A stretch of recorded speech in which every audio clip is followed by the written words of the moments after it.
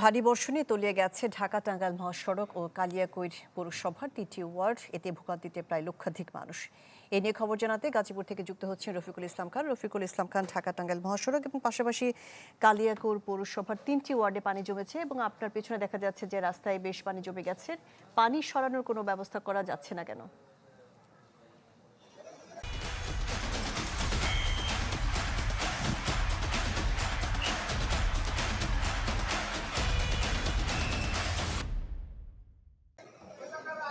শাহনাজ, ভোর থেকে টানা 4 ঘন্টা বৃষ্টি হয়েছে এবং এই বৃষ্টির ফলে কিন্তু ঢাকা টাঙ্গাইল মহাসড়কের যে আমি এই মুহূর্তে দাঁড়িয়ে রয়েছি ছবিপুর এলাকাতে, সেখানে কিন্তু তলিয়ে গেছে।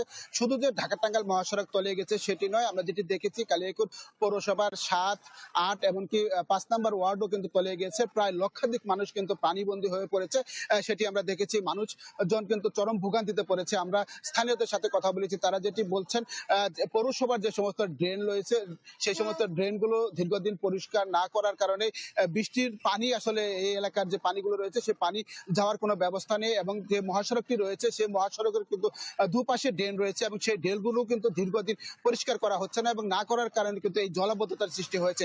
আমি কালিয়াকৈর পৌরসভার কর্তৃপক্ষের সাথে কথা বলেছি, তারা যেটি বলছেন হঠাৎ করে একটি প্রাকৃতিক একটি দুর্যোগ, তবে তাদের যে সমস্ত কর্মীরা রয়েছে তারা এই পানি নিরসনের জন্য কাজ করছে এবং যদি বৃষ্টি না হয় তাহলে হয়তো বা এই পানি ধীরে ধীরে কমে যাবে। আবার যদি বৃষ্টি হয় তাহলে মানুষের কিন্তু ভোগান্তি বাড়বে, সেটি কিন্তু দেখা যাচ্ছে। তো জনগণ আসলে যে সমস্ত ভোগান্তিতে পড়ছে তারা এতে পরিত্রাণ চায়।